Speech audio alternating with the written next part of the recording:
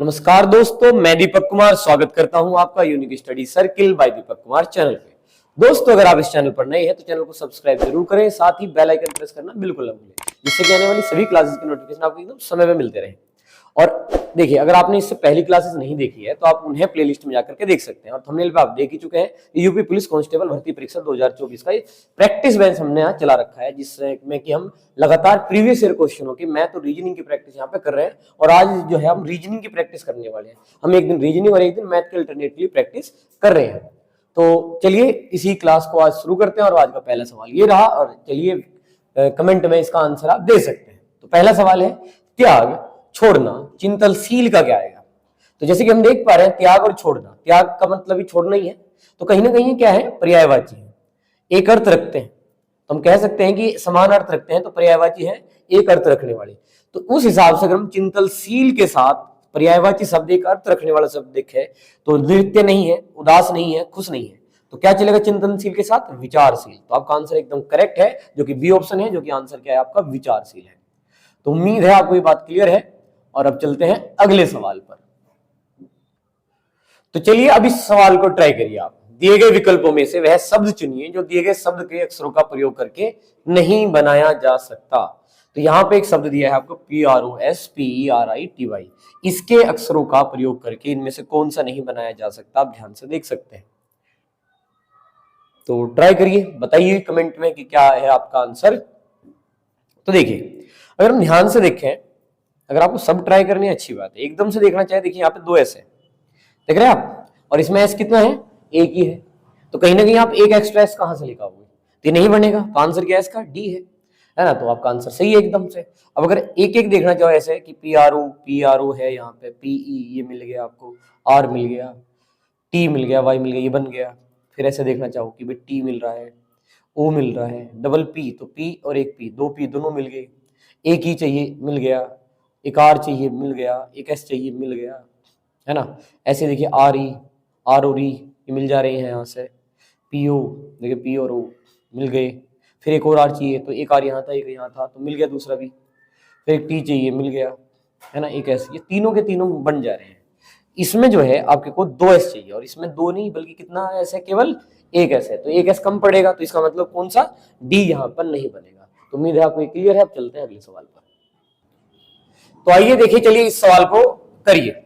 यहाँ पे क्या है? वैन आरेख का चयन करना है आपको, ठीक है। ये ए ऑप्शन है, ये बी है, ये सी है और ये डी है। और यहाँ पे लिखा है सॉफ्टवेयर, जावा, माइक्रोसॉफ्ट ऑफिस और पेन ड्राइव।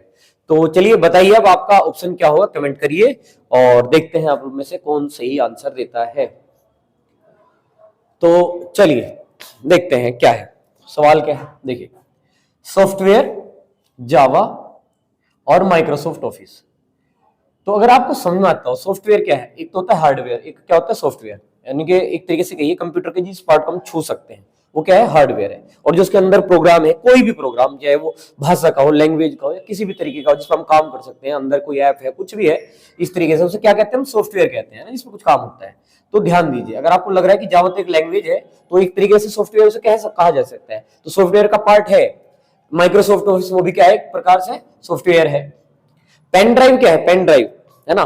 तो पेन ड्राइव क्या है भाई? इस तरीके से कुछ भी, मतलब हार्डवेयर है, आप ये समझिए। पेन ड्राइव जो लगता है ना, आपको अच्छे से पता है कि पेन ड्राइव क्या है भाई, इस तरीके से, है ना, उसमें लग जाता है। तो वो क्या है? एक हार्डवेयर है। उसके अंदर स्टोरेज होता है, वो एक अलग बात है, पर पेन ड्राइव खुद अपने आप में क्या है? एक हार्डवेयर है। तो उस हिसाब से अगर हम देखें कि अगर इस वाले को हम क्या कहते हैं? सॉफ्टवेयर। एक इसमें से क्या हो जाएगा? जावा। एक इसमें से क्या हो गया भाई? माइक्रोसॉफ्ट। तो दोनों जावा और माइक्रोसॉफ्ट अपने आप में क्या है? सॉफ्टवेयर है।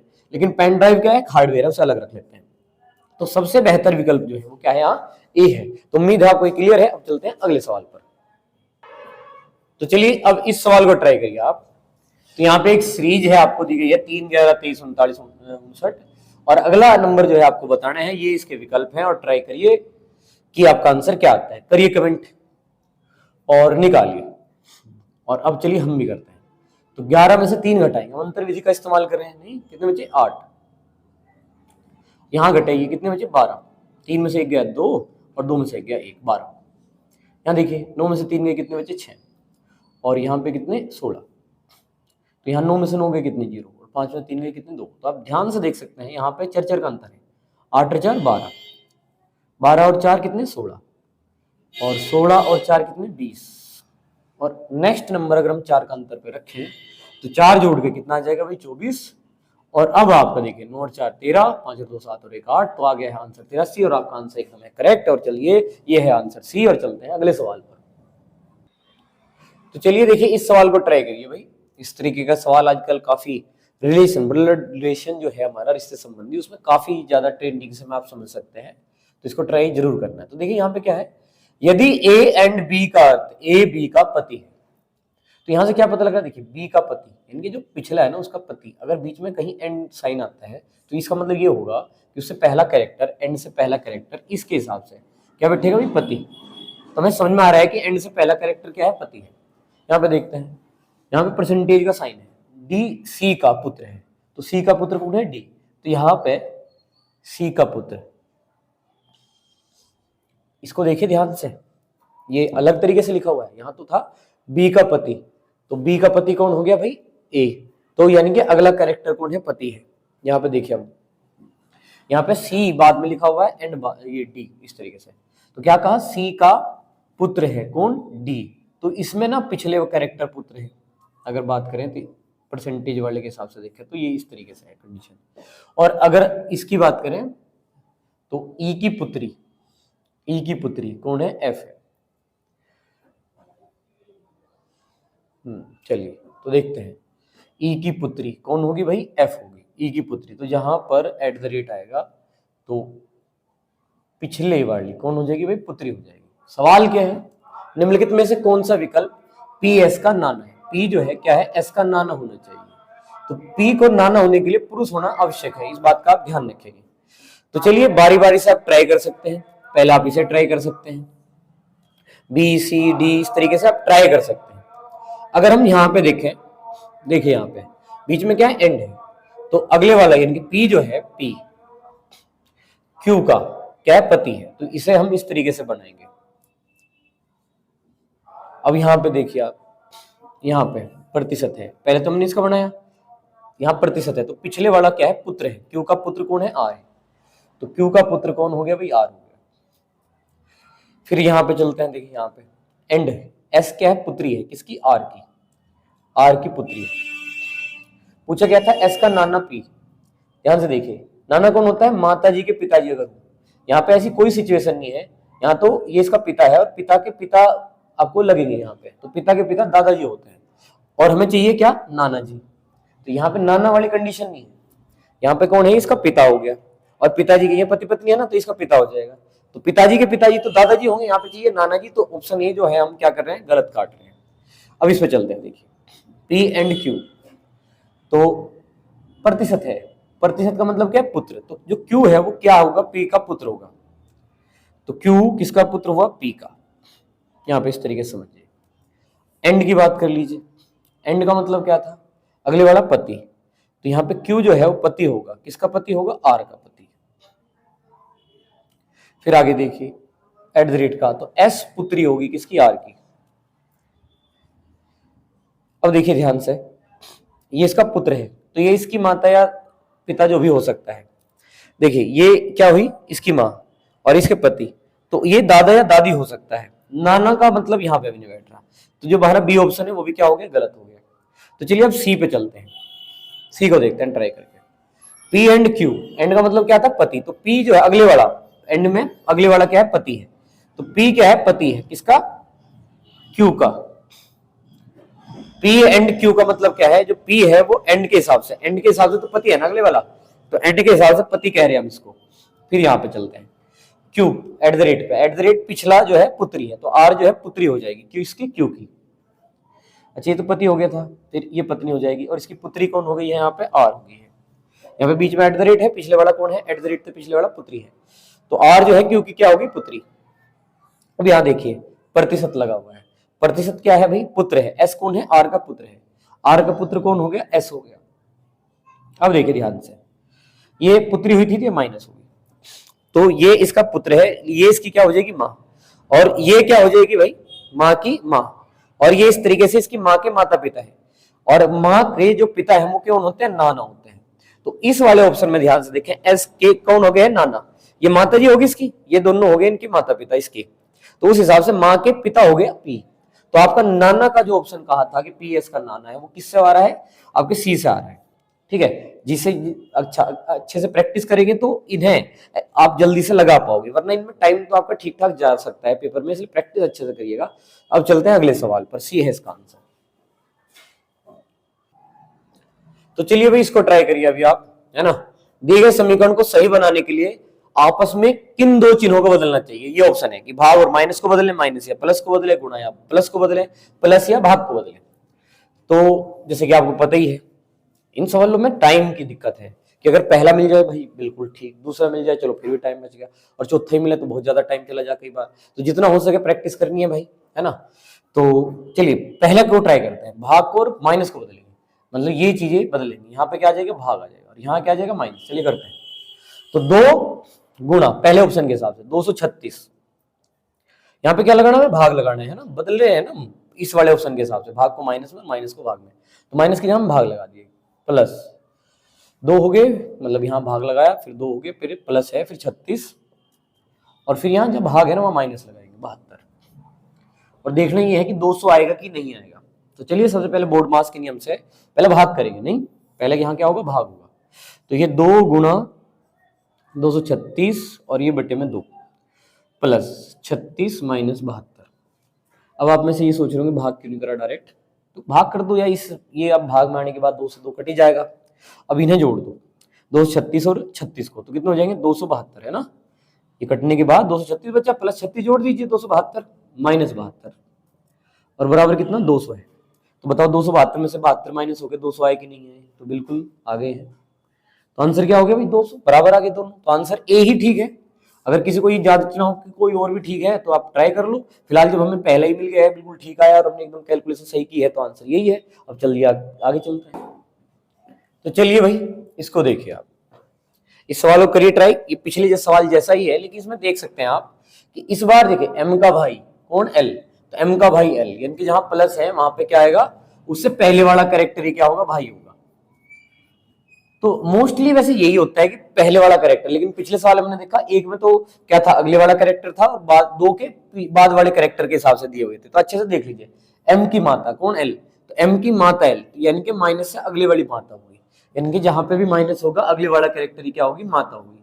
इन चीजों का ध्यान से अच्छे से आपको देखना चाहिए इन चीजों को। एम का पिता कौन, एल, तो एम का पिता एल, यानी कि जहां गुणा होगा ना अगले वाला कैरेक्टर क्या होगा, पिता होगा। तो गुणा वाला किसको बताएगा, पिता को बताएगा। और जहां भाग है, देखिए भाग है जहां पे, वहां पे क्या है, एम का पुत्र है, एम का पुत्र कौन, एल, तो एम का पुत्र एल, तो भाग अगले वाला पुत्र होगा। तो पहले तो ये देख लेना चाहिए कि कौन सा कैरेक्टर जो है यहाँ पे डिफाइन हो रहा है। तो इस तरीके से अगले कैरेक्टर डिफाइन हो रहे हैं। तो सवाल को शुरू कैसे करना है, यहाँ से करना है ना। हम आगे से ही सवाल को शुरू करते हैं। पी और क्यू के बीच में क्या लगा हुआ है, गुणा। अगर पूरा पढ़ लेते हैं, उपरोक्त के आधार पर यदि पी गुणा Q minus R plus S भाग टी है, तो टी पी से, किसका बताना है, टी का बताना है, और किस टी का रिश्ता बताएंगे, और किसके साथ बताएंगे, पी के साथ बताएंगे। इस तरीके से ध्यान रखिए। और ये इसके ऑप्शन है, दामाद, नातिन, पुत्र, भाई। अब कमेंट में जवाब भी दे सकते हैं, चलिए तब तक हम भी करते हैं। तो पी गुणा, तो क्या है, क्यू, तो पी क्या है, पिता है, तो पी अगर पिता है तो ये ऊपर रह जाएगा, किसके, क्यू के रहेगा। इस तरीके से आप देखिए। फिर माइनस है, माइनस का मतलब क्या है, माता है, तो क्यू माता है, किसकी माता है भाई, आर की माता है, आर की माता। देखिए देखते हैं हमारा चित्र जो है वो यहाँ पे आएगा कि नहीं आ पाएगा। खैर प्लस आ गया, प्लस का मतलब क्या, भाई, तो जो आर है वो भाई है किसका, एस का। इस तरीके से देखिए। और भाग आ गया, भाग, तो एस पुत्र है किसका, टी का, एस पुत्र है किसका, टी का। अब देखिए ये इसकी माता है, ये इसका पुत्र है, तो टी को और क्यू को क्या हो जाना चाहिए, पति पत्नी। खैर अब देखिए ध्यान से, क्या पूछा, टी, टी से किसका, पी का, तो क्या लगा, टी का रिश्ता बताना है, पी के साथ बताना है। तो ये इसकी कौन हुई, देखिए तो इसका पिता है, तो ये कौन हुई, इसकी पुत्री, और पुत्री का ये कौन हो जाएगा, पति हो जाएगा। तो क्या लगेगा, इसका दामाद लगेगा। देखिए ध्यान से, टी को क्या लगा, पी का, इसकी पुत्री होगी नहीं, और ये इसका पति, पति पत्नी नहीं हुई क्या, क्यों हुई, पति पत्नी है भाई, ये तो इसकी माँ थी, और ये इनका क्या हो गया, पिता हो गया, या इसका ये पुत्र कह लो। तो ये दोनों पति पत्नी होंगे तभी तो इनके बच्चे होंगे, या दोनों लड़के हो गए इसके। तो उस हिसाब से देखिए, पी की लड़की होगी क्यों, और उसका ये पति हो गया, तो लड़की का पति क्या लगा, दामाद लगा। तो क्या लगेगा भाई, दामाद। तो आंसर क्या हो गया, ए हो गया। तो उम्मीद है क्लियर। अब चलते हैं अगले सवाल पर। तो चलिए भाई इसको ट्राई करिए, बताइए कि आपका आंसर जो है वो कौन सा है। इस सवाल के हिसाब से आपको बताना है, तो कमेंट करिए और बताइए कि आपका आंसर जो है वो कौन सा यहाँ पे सही है। तो देखिए ध्यान से, देखते हैं। तो चलिए हम भी ट्राई करते हैं, आप लोग तब तक बताइए, ध्यान देते हैं। तो SINGER ये है भाई, है ना, सिंगर। और इसको यहां पे लिखते हैं ISTMRE। और हमें बताना है इसका SECOND। चलिए गौर से देखने पे समझ में क्या आ रहा है, ये आई तो यही है, एस तो यही यहीं पे नहीं है, बस क्रॉस कर दिया है। नहीं, उस हिसाब से अगर हम देखें तो यहां पे भी ऐसे ही होना चाहिए, ई और एस। और यहां पे भी देखिए आर और ई की बात करें तो ये भी क्रॉस हुए हैं, और उस हिसाब से देखें यहाँ पे भी तो क्रॉस कर देते हैं। तो क्या लिखते हैं, डी और एन। और हम क्या देख रहे थे कि भाई ई एस शुरू में हो, डी एन बाद में हो, E S D N D हो गया। तो उस हिसाब से देखें साफ साफ कौन सा आंसर है, ये आंसर है। लेकिन फिर भी कई बार डाउट रहता है कि चलो शुरू के तो और आखिर के तो पता लग गया, बीच में क्या हुआ है। तो देखिए कितना है, 14 है, ये कितना है, 20 है। तो यहाँ कितने में +6 हो गए, ये क्या है 7 है, और ये कितना है 13। तो यहाँ पर भी कितने में +6 हो गए, बीच वालों में दोनों में +6 हो गए। तो उस हिसाब से देखें तो ये 3 है, और ये कितना है 15 है। अगर 3 में +6 करेंगे तो 9 होगा, और 9 आई होता है। और 15 में अगर +6 करेंगे तो 21 होगा, और 21 का क्या होता है भाई, यू होता है। तो ESIU, तो बीच वाले भी क्या है हमारे IU, जो कि ए में मैच कर रहे हैं बड़े आराम से। आपका आंसर सही है, आप चलते हैं आगे। तो चलिए भाई इस सवाल का बताइए। तो इसमें आपकी जनरल नॉलेज आपके काम आएगी।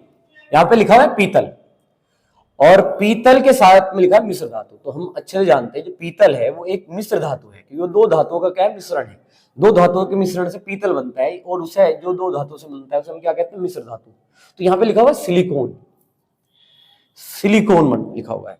अब देखिए यहाँ पे यह उपधातु, यह एक्रिय गैस, यह धातु, और यह अधातु। तो जो धातु होते हैं मेटल होते हैं, है ना। सिलिकॉन एक धातु तो है नहीं, है ना, लोहा तांबा सोना इस तरीके की चीजें हैं जो, उनमें तो सिलिकॉन नहीं आता। अधातु यानी कि जो धातु नहीं होते, ठीक है, जैसे लकड़ी वगैरह ये अधातु में आ जाएंगी। अब यहाँ पे एक्रिय गैस, एक्रिय गैस तो आपकी ऐसी गैस है जो किसी के साथ क्रिया ही नहीं करती। यहाँ पे सिलिकॉन क्या है, जो अन्य तत्वों से मिला करके कोई धातु का निर्माण करते हैं, कुछ धातु को मिला करके हम बनाते हैं जिनमें हम इलेक्ट्रॉन्स कम या ज्यादा करते हैं। तो ऐसी धातु को फिलहाल अगर ऑप्शन के हिसाब से सबसे बेहतर देखें सिलिकॉन के लिए, यहाँ पे शब्द क्या होगा, तो सिलिकॉन के लिए सबसे बेहतर शब्द यहाँ उपधातु है। तो हम इस सवाल का आंसर क्या देंगे, ए देंगे। अब चलते हैं अगले सवाल पर। तो चलिए इस सवाल को ट्राई करिए भाई। यहाँ पे सवाल देखिए क्या है, 1/32, 1/16, 1/8, Q। यहाँ पे क्या है, Q है। 1/2 श्रृंखला में Q का मान ज्ञात करना है आपको। ऑप्शन है A B C D, ये है आपके ऑप्शन। और ट्राई करिए और बताइए कमेंट में कि आपका आंसर क्या है। और अब चलते हैं यहाँ पे ध्यान देते हैं। तो 1/32 है, यहाँ 1/16, यहाँ क्या है 1/8, यहाँ पे Q है। तो देखिए ध्यान से देखें तो ऊपर 1 है, 1 है, 1 है, तो यहाँ पे भी 1 आएगा, सब जगह 1 है।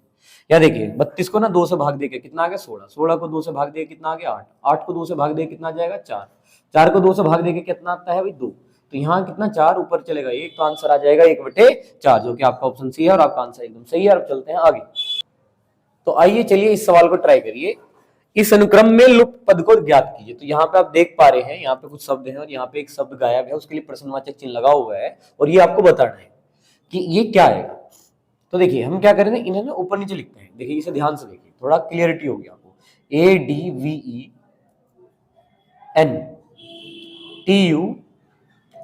ऐसे है। तो अगर अगले शब्द को आप ध्यान से देखें तो ए को गायब कर दिया है कहीं ना कहीं, देखिए, और फिर सारे शब्द लिख दिए हैं DVENTURE। अब उससे अगले शब्द को देखिए, DVENTUR है, तो किसे गायब कर दिया, कहीं ना कहीं ई को गायब कर दिया। इस बार ई को गायब कर दिया है, तो क्या है DVENTUR, ये लिखा है। तो उस हिसाब से देखिए, पहले इसको गायब करा, फिर ना इसको गायब करा, अब किसको गायब करना चाहिए, डी को, और क्या लिखना चाहिए VENTUR, और नेक्स्ट में कौन गायब होगा, आर होगा। और देखिए VENTU वहां पे लिखा हुआ है। तो फिलहाल ये शब्द जो है हमारा आंसर है, जो कि VENTUR, जो कि ऑप्शन किसमें है, ए में है। तो उम्मीद है आपको क्लियर है। अब चलते हैं अगले सवाल पर। तो चलिए इस सवाल को करते हैं। देखिए बहुत ही अच्छा सा सवाल है और देखिए क्या है, आप बताइए कमेंट में आपके हिसाब से आंसर क्या हो सकता है और हम भी इसकी व्याख्या करते हैं। सवाल है कथन, क्या आवासीय विद्यालय, आवासीय आप समझते हैं हॉस्टल वगैरह होते हैं जहाँ बच्चे जाके रहते हैं, वहीं पे पढ़ते हैं, सारी चीजें हैं इस तरीके की, आप जानते होंगे अच्छे से, है ना। और जो दैनिक रूप से विद्यालय आते हैं, दिवा छात्र कहते हैं उनको, आवासीय विद्यालय की फिलहाल बात हुई हॉस्टल की। आवासीय विद्यालय छात्रों के लिए, आवासीय विद्यालय छात्रों के लिए मानसिक स्वास्थ्य के लिए हानिकारक है, ऐसा कहा है। यानी जो हॉस्टल के छात्र है या विद्यालय है जिनमें हॉस्टल होते हैं, क्या ऐसे विद्यालय मानसिक स्वास्थ्य के लिए हानिकारक है? एक सवाल है हाँ, एक है नहीं। हाँ में क्या है, आवासीय विद्यालय में छात्र अलग अलग और अकेला महसूस करते हैं, इसलिए उनके मानसिक स्वास्थ्य पर प्रभाव डालता है। और नहीं, स्वतंत्र जीवन बेहतर निर्णय लेने के कौशल में मदद करता है। अब देखिए यहाँ पे असल में आपका जैसा अनुभव रहा होगा जीवन में, शायद आप उस तरीके का आंसर देना पसंद इस सवाल में करें, लेकिन फिलहाल हमारे सभी के व्यक्तिगत जीवन के अनुभव अलग अलग हो सकते हैं। और अगर हम सभी को एग्जाम में इस प्रकार के सवालों का उत्तर सही देना है तो हमें क्या समझना है? देखिए अगर हम समझें तो हमारे लिए थोड़ा एटीट्यूड कैसा होना चाहिए, सही और गलत। जैसे जैसे हम अपने जीवन में आगे बढ़ते हैं और एक छात्र जीवन और एक किशोर अवस्था से ऊपर उठते हैं, तो देखिए हमारे जीवन में निर्णय लेने की क्षमता शायद एक बच्चे की अवस्था में या तो सही होती है, कोई चीज हमारे लिए या तो सही होती है या फिर क्या होती है, गलत होती है। लेकिन एक समय पे हमें ये समझना होगा कि यहाँ तो पूरी तरीके से कोई भी चीज सही है, परफेक्ट, किसी में कुछ कमी ना हो या किसी चीज में कोई दिक्कत ही ना हो, ऐसा हो ही नहीं सकता। लेकिन पूरी तरीके से क्या है, गलत है, तो उसमें कुछ सही ना हो ऐसा भी नहीं हो सकता। संभवतः है कोई भी चीज इसके बीच में लाई करती है कि कहाँ एग्जिस्ट करती है कोई चीज। तो इस प्रकार की चीजें, अगर हम बात यहाँ हॉस्टल की लाइफ की कर रहे हैं, तो हो सकते हैं आपको व्यक्तिगत रूप से इसके बारे में अनुभव, किसी के कुछ खराब हो, किसी के कुछ बेहतर हो, और वो अपनी सलाह देगा। लेकिन अगर हम देखें जो चीजें वर्तमान में हैं और कुछ लोगों का अनुभव उनसे लेके बहुत ज्यादा है, तो हम कहीं ना कहीं मान लेंगे कि हॉस्टल की लाइफ से, ऐसा नहीं कह रहे कि नकारात्मक हो ही नहीं सकता, अकेला किसी को वहां महसूस हो ही नहीं सकता, हम इस प्रकार से नहीं कहना चाहते। लेकिन कहीं ना कहीं जैसे ये वाला भाव है कि स्वतंत्र जीवन, जब बच्चा अकेला रहता है वहां पे हर प्रकार के निर्णय अपने कार्य पे के लिए खुद क्या होता है भाई, निर्भर होता है, तो उससे एक कम उम्र में, बहुत ही कम समय में उसके अंदर नेतृत्व की, उसके अंदर कौशल का विकास होने की संभावना ज्यादा प्रबल है। बहुत ही कम छात्र ऐसे हैं जो अकेले पल से उब के शायद मानसिक स्वास्थ्य का। इसलिए अगर हम बात करें कि ज्यादा लोग कैसे होंगे, तो पॉजिटिव वे में अगर हम आंसर देना चाहें, एक पॉजिटिव वे में ही हमें इस प्रकार का, अगर आंसर समझ में नहीं भी आ रहा और जो चीजें वर्तमान में है, कहीं ना कहीं इसीलिए है लोग उन्हें मना क्यों नहीं करना चाहते, कहीं ना कहीं उनका सकारात्मक प्रभाव ज्यादा है, नकारात्मक प्रभाव कम है। उस हिसाब से अगर हम देखें यहाँ पे, तो हाँ आवासीय छात्र अलग महसूस करते हैं, ये आंसर हमें देना तर्क गलत होगा। नहीं, स्वतंत्र जीवन निर्णय लेने में कौशल में मदद करता है, ज्यादातर लोगों के साथ ये है, ये कम लोगों के साथ लग रहा, तो दोनों में से एक दूसरे के पूरक हैं, हम एक ही निर्णय के साथ जा सकते हैं, तो हम इसके साथ जाना ज्यादा पसंद करेंगे। तो हमारा आंसर क्या होगा, केवल सेकंड सबल जो है यहाँ पे प्रबल है। और उम्मीद है आपको ये व्याख्या पसंद है। अब आगे चलते हैं, तो चलिए भाई इस सवाल को करिए। वैसे ही तर्क और धारणा का सवाल है और ये इसके विकल्प हैं, देखिए पढ़ते हैं। शिक्षक पर अपनी फीडबैक रिपोर्ट देते समय छात्रों से तटस्थ रहने की उम्मीद की जाती है। धारणाएं क्या है, सचेत न करने पर छात्र फीडबैक रिपोर्ट देने में संकोच महसूस कर सकते हैं। प्रत्येक फीडबैक रिपोर्ट शिक्षक को सुधार लाने में मदद करती है। ये इसके दो धारणाएं हैं। तो पहले तो आप इस तर्क का मतलब समझिए, शिक्षक पर, यानी कि अगर किसी शिक्षक के बारे में आपसे पूछा जा रहा है विद्यालय में कहीं पर भी, है ना, जहां पे अभी आप पढ़ते हैं, किसी भी शिक्षण संस्थान की बात करें जहां पे आपका कोई शिक्षक आपको पढ़ाते हैं, फीडबैक का मतलब है उसके बारे में आपसे कुछ पूछा जाता है, जानकारी की भाई कुछ भी चीजें। और यहाँ पे है तटस्थ, और तटस्थ आप जानते हैं कि बिना किसी आंशिक या पूर्ण रूप से आप किसी पक्ष में झुककर या अपने किसी पॉइंट ऑफ व्यू से निर्णय न ले, आप न किसी डर में निर्णय ले। सिंपल सा लॉजिक ही है, यानी कि ना ही तो आपके मन में उस शिक्षक को लेकर के जब आप भी कुछ से कुछ भी पूछा जाए, जब आप अपनी फीडबैक दे रहे हो, ना ही तो कोई किसी प्रकार का डर ही हो, और ना ही किस प्रकार की बातें हो कि आंशिक रूप से या व्यक्तिगत रूप से आप उसके बारे में कोई सलाह बना चुके हो पहले से ही। जब भी आप उसके बारे में कोई सूचना दे तो वो शिक्षक है, और शिक्षक का मतलब क्या है, शिक्षण कार्य है, और शिक्षण कार्य में वह कैसा है, चाहे आपको व्यक्तिगत रूप से भी चीजें अच्छी लग रही है, कई बार हम कुछ चीजों को पर्सनली ले लेते हैं, वैसी कोई चीजें नहीं रखनी है, ना ही डरना ही है, कुछ भी नहीं करना, संकोच वगैरह भी। तो तटस्थ रहने का मतलब है बिना किसी भी आंशिक या पूर्ण रूप से किसी बात से बिना प्रभावित हुए आप सीधे सीधे अगर कोई जानकारी शेयर करते हैं उसके बारे में, तो ऐसी उम्मीद आपसे की जाती है, ऐसा इस कथन में कहा गया है। और यहाँ पे सचेत न करने पर छात्र फीडबैक रिपोर्ट देने में संकोच कर सकते हैं, है ना, कि अगर हम तटस्थ न रहने की बात करें, सचेत न करें उन्हें, तो फीडबैक देने में क्या करेंगे, संकोच करेंगे। कहीं ना कहीं अगर हम किसी बच्चे से कुछ पूछ रहे हैं कि भाई बताइए अपने शिक्षक के बारे में कि क्या है, तो अगर उसे ये बात नहीं कहेंगे कि आपको जब आपसे फीडबैक मांगी जाएगी तो आपको तटस्थ रहना है, किसी भी व्यक्तिगत द्वेष के कारण या डर के कारण या किसी भी चीज अन्य कारण से आंशिक या पूर्ण रूप से, यानी कि थोड़ा बहुत या कोई भी पर्सनली नहीं लेना, सिंपल सी बात बतानी है सीधी सीधी, तो वो बताइए जो आपको सही लगता है। एक शिक्षक के रूप में जो आपके शिक्षक हैं वो आपको, और शिक्षण कार्य के रूप में आपको वो वहां पे कैसा हिसाब किताब आपको लग रहा है, तो ऐसी अगर आपसे रिपोर्ट मांगी जाती है तो तटस्थ रहने के लिए अगर आपको सचेत किया जाता है ना, और अगर नहीं किया जाता है तो कहीं ना कहीं आप क्या करेंगे, संकोच करेंगे। ये बात बिल्कुल सही है ना। आपसे फीडबैक लेने से पहले अगर आपको सचेत किया जाता है तो इससे आपका संकोच दूर होगा, ये बात बिल्कुल क्लियर है, कहीं ना कहीं इस बात से हम सहमत हैं या धारणा के रूप में। और अगर प्रत्येक फीडबैक जो है शिक्षक को, अगर बात करें शिक्षक के दृष्टिकोण से, तो ये बात भी बिल्कुल ठीक है कि अगर जब फीडबैक ली जाएगी तो वो फीडबैक शिक्षक को अपने में सुधार लाने में मदद करेगी, क्योंकि जब कन्वर्सेशन होगा तो पता लगेगा कि कहाँ कमी है, आपके बारे में पता लगे कि आपको वो उस तरीके से बता पा रहा नहीं बता रहा। कन्वर्सेशन सही होगा तो सही बात है ना आपकी पता लग पाएगी, और उस तरीके से शिक्षक क्या कर सकेंगे, अपने में सुधार ला सकेंगे, जिससे कि छात्रों को अधिक लाभ मिल सके। तो बिल्कुल सही है, हमें दोनों ही कथनों से इस तर्क के अनुसार हम सहमत हो रहे हैं, क्योंकि तटस्थ वाली सचेत वाली बात भी ठीक है और इससे सुधार होगा, ये भी बात बिल्कुल ठीक है। उम्मीद की जाने का मतलब कहीं ना कहीं शिक्षक के सुधार से ही है। तो आंसर है 1 और 2 दोनों धारणाएं अनुसरण करती है। अब चलते हैं अगले सवाल पर। तो चलिए अब इस सवाल को ट्राई करेंगे भी, है ना। जैसे कि आप देख पा रहे हैं यहाँ पे खाली स्थान है, डबल ई है, यहाँ पे खाली स्थान है, बी ई है, और इस तरीके की चीजें। अगर देखिए यहाँ पे सबसे ज्यादा वर्ड है, और अगर मैं 4 के पेयर के हिसाब से यहाँ पे करूं और 1 2 3 और 4 पे यहाँ पे तोड़ दूं और 1 2 3 4 पे यहाँ तोड़ दूं, तो चर का हमने हिसाब लगाया।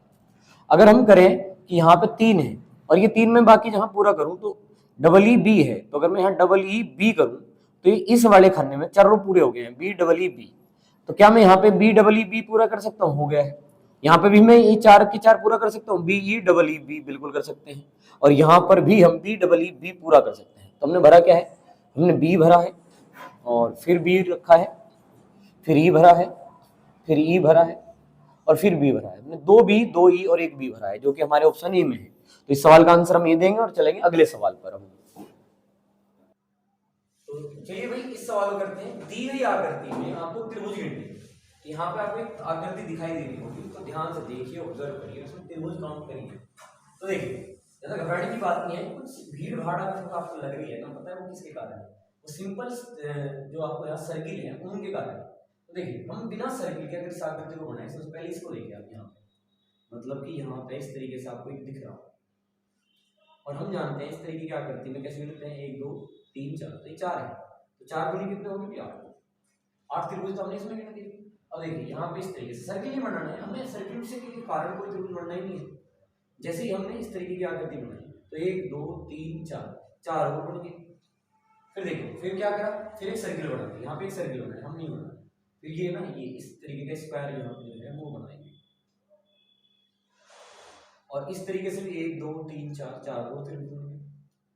फिर एक सर्किल है, सर्किल से त्रिभुज बनने ही नहीं, हम नहीं बनाते, ये बड़ा बनाते हैं इस तरीके से। तो 1 2 3 4 4 ये बनेंगे। तो देखिए 4 दूनी 8, 4 × 12 और 8 20। तो इस त्रिभुज में कितने, मतलब इस आकृति में कितने त्रिभुज है, 20 है, और जो सर्किल है उनमें सब त्रिभुज बनने ही नहीं। तो उम्मीद है आपको 20 आंसर क्लियर हो गया। अब चलते हैं अगले सवाल। तो आइए चलिए इस सवाल को करते हैं, क्या है आप भी ट्राई कर सकते हैं। तो चलिए शुरू करते हैं इस सवाल। कुणाल बिंदु P से दक्षिण दिशा में, तो हम पहले क्या करेंगे, इस तरीके से बना, ये उत्तर दिशा, ये दक्षिण, ये पूर्व, ये पश्चिम, इस तरीके से हो गया। और चलिए वैसे तो दाएं बाएं की जरूरत नहीं पड़ती, फिर भी एक बार पढ़े तो देखिए दायां इस तरीके से हम समझ सकते हैं और इसके विपरीत क्या हो जाएगा बाएं। तो हम पहले ही की जरूरत पड़े तो इससे हम समझ लेंगे कि किस डायरेक्शन में चल रहे हैं। तो कहा बिंदु पी, कहीं पे बिंदु पी मान लीजिए, ये बिंदु पी हमने ले लिया, दक्षिण दिशा में चलना शुरू करता है, तो दक्षिण दिशा ये हो गया और 4 मीटर चलने के बाद, तो 4 मीटर हम मान के चलेंगे, चलने के बाद वह बिंदु क्यू से बाएं मुड़ता है, यानी कि यहाँ पे जो बिंदु है वो क्यू है और वहां से अगर बाएं मुड़ेगा तो देखिए दक्षिण में जाते हुए इधर आएगा, इधर क्या पड़ेगा बाएं, तो इधर जाएगा, बाएं मुड़ता है और 5 मीटर तक चलता है, तो ये दिशा आपको 5 माननी है। ये अगर इतनी 4 मानी है तो 5 को थोड़ा बढ़ा के 5 मीटर इस तरीके से। फिर बिंदु आर, ये बिंदु आपको मानना है क्या आर, बिंदु आर से दाएं मुड़ता है, अगर यहाँ पे हम देखें इस वाले से दाएं नीचे को बैठेगा इस तरीके से, है ना, देखिए पश्चिम पूर्व में जाते हुए दाएं नीचे है तो दाएं नीचे बैठेगा, तो दाएं मुड़ता है और 4 मीटर चलता है, तो ये कितना मानना है आपको 4 मीटर, ये 4 मीटर, तो जितनी लंबाई ये है लगभग उतनी ही लंबाई आप ये रखिए, 4 मीटर चलता है। फिर बिंदु एस तक, यहाँ पे बिंदु एस पर है और देखिए दक्षिण में जाते हुए अगर आप क्या बोल रहे हैं बाएं मुड़ रहे हैं, तो बाएं किधर बैठे हैं, किस डायरेक्शन में बैठे हैं, बाएं मुड़ रहे हैं और बिंदु टी तक पहुंचने के लिए 3 मीटर चलता है और यहाँ से टी पहुंचने के लिए कितना 3 मीटर, तो ये दूरी आपको 3 माननी है, इतनी दूरी 3। और फिर वह बिंदु टी से बाएं मुड़ता है, यहाँ से अगर बाएं मुड़े पूर्व में जाते हुए बाएं यानी कि ऊपर की तरफ बैठे इस तरीके से माने, टी से बाएं मुड़ता है बाएं और बिंदु यू तक 8 मीटर तक चलता है, तो देखिए ये कितना है 4, ये कितना है 4 है, ये अगर आप 4 और 4 8 मीटर लिखेंगे तो बिल्कुल आप जस्ट पी के सामने चले जाएंगे यू तक 8 मीटर चलता है। अब रुक जाता है, वहां पर रुक गए, तो इस तरीके से हम दक्षिण में चलिए इधर 5 इधर 4 इधर 3 और इधर 8 चले गए हैं और एक एक मोड़ आप देख लीजिए सवाल में ध्यान से। अब लास्ट में क्या है बिंदु यू यानी कि ये और बिंदु आर यानी कि ये बिंदु के बीच की न्यूनतम दूरी, तो ये दूरी हमें बतानी, ध्यान से देखिए अगर ये दूरी हमें बतानी है तो हमें ये दूरी चाहिए ये वाली, अगर ये कितनी है 5 और ये कितनी है 3, ये कितनी होगी 3 और ये पूरी 8 है और ये 4 है और ये भी 4 है, सामने की कितनी हो जाएगी 4, ये नीचे क्या हो गया आधा, इसे हम 3 के ये कितना 4, 3 और 4 के पेयर में ये कर्ण जो है 5 आता है। आप इसे एक काम करिए पाइथागोरस लगा लीजिए तब करिए, कर्ण x मान लीजिए, कर्ण का वर्ग बराबर लंब का वर्ग प्लस आधा, तो x स्क्वायर 3 का वर्ग 9 4 का वर्ग 16 और आप अच्छे से समझ पा रहे हैं 16 और 9 25 हो गए और ये किसका आया मान 5, ये 5 का वर्ग है 25, तो x का जो मान है कितना है 5 आ गया, तो हमारा इस तरीके के साथ क्या है ये आया। और उम्मीद है ये सवाल सुनना है और आपकी क्लास भी आपको जरूर पसंद है। आज इतना रखते हैं, धन्यवाद, जय हिंद जय भारत।